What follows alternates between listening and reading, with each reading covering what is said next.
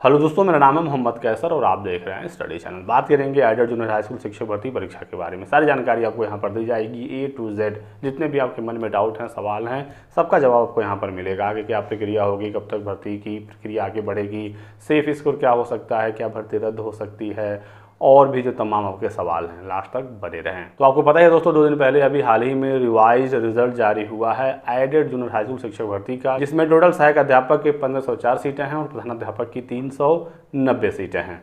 अब जो revise result जारी हुआ है, इसको लेकर छात्र संतुष्ट नहीं हैं।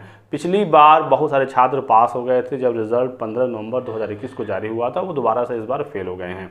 ऐसा इस वजह से हुआ है क्योंकि एनपी ने बताया है कि उन्हें निर्देश मिला था कि जिनके भी ओएमआर में प्रॉब्लम है, उनका रिजल्ट रोक दिया जाए। जिन्होंने डबल गोले कर दिए थे, या फिर सब्जेक्ट वाला ऑप्शन नहीं भरा, या 2 ऑप्शन भर दिया, या फिर बुकलेट सीरीज वाले ऑप्शन को छोड़ दिया, या 2 बबल कर दिए, ऐसे सभी छात्रों का रिजल्ट रुक गया है। उनके रिजल्ट में 0 मार्क्स दिख रहा है। और पीएनपी ने भी कह दिया कि हम किसी का प्रत्यावेदन नहीं स्वीकार करेंगे। जो रिजल्ट जारी हो गया है, ये फाइनल है, इसमें कोई बदलाव नहीं होगा। तो जिन छात्रों के ओएमआर में दिक्कत है, जिन्होंने कोई गलती की है, वाइटनर वगैरह लगाया है, ब्लेड लगाया है, तो ऐसे छात्रों को अब राहत नहीं मिलेगी। तो आप परेशान मत होइए, आगे की भर्तियों की तैयारी करिए, क्योंकि अब पीएनपी भी आपका प्रत्यावेदन स्वीकार नहीं करेगा और कोर्ट में भी आप जाएंगे तो वहाँ पर भी निराशा ही हाथ लगेगी, क्योंकि कोर्ट इससे पहले कह चुकी है कि ओएमआर भरने की जिम्मेदारी आपकी है। उसमें कोई गलती होती है तो आप इसके जिम्मेदार होंगे।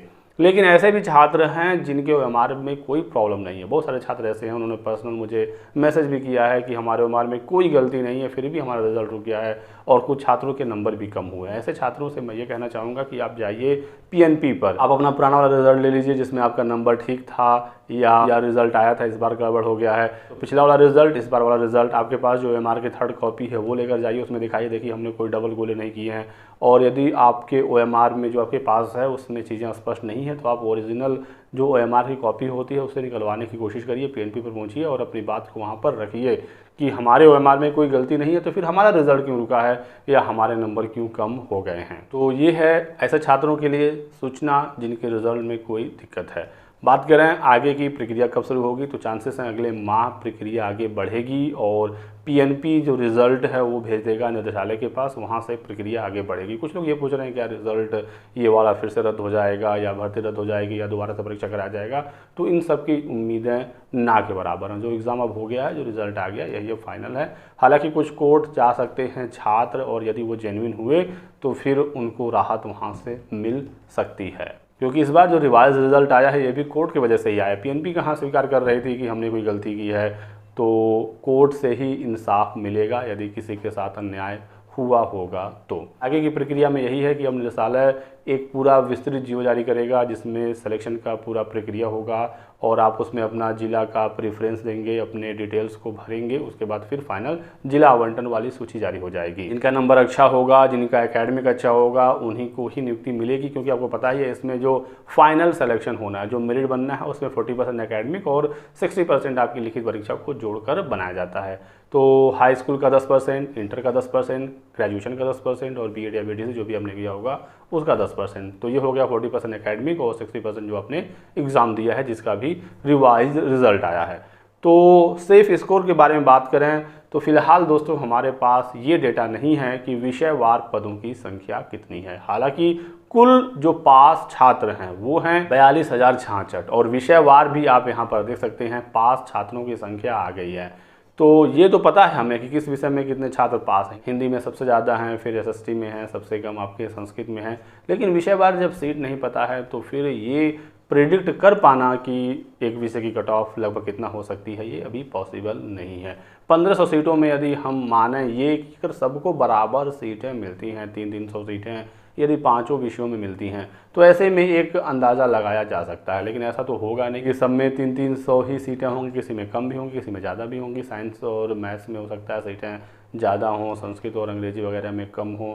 तो ये अभी प्रेडिक्ट करना पॉसिबल नहीं है। मैंने वीडियो बनाया है अभी आज ही, आप जाकर चैनल पर देख सकते हैं। मैंने कोशिश की है एक सेफ स्कोर बताने का, और मेरा मानना है यदि 300 सीटें हुई तो 74 जिनका फाइनल गुणांक है उनका चयन हो सकता है। अब जिस विषय में सीटें कम होंगी तो ये बढ़ेगा, सीटें ज़्यादा होंगी तो इसी के आसपास या इससे थोड़ा सा कम भी हो सकता है। मैथ साइंस में थोड़ा सा एक गुणांक कम हो सकता है क्योंकि पेपर उसका कठिन था, और छात्र भी 7600 के आसपास पास हुए हैं इसमें। बाकी सबसे ज़्यादा संस्कृत का जा सकता है कि इसमें सीटों की संख्या मुझे लगता है कम होगी, हालांकि पास छात्रों की संख्या भी कम है, लेकिन जो कट ऑफ है ये बहुत ज़्यादा डिपेंड करता है सीटों की संख्या पर। तो 74 या इसके ऊपर आप हैं तो आप अभी बेफिक्र रहिए। एक चीज़ मैं आपसे ज़रूर कहना चाहूँगा कि आप आगे की परीक्षाओं की तैयारी जरूर करिए। एक भर्ती को लेकर आप बिल्कुल भी ना बैठें, स्पेशली ऐसी भर्तियाँ जिसमें 1500-1600 सीटें हैं, क्योंकि इसमें बहुत सारी चीज़ें पहले भी निकल कर आई थी, आपको पता ही है, और भ्रष्टाचार के बहुत सारे मामले आए थे। भ्रष्टाचार हुआ तभी तो रिजल्ट रिवाइज हुआ और 3-3 हज़ार 3200 जो पहले पास थे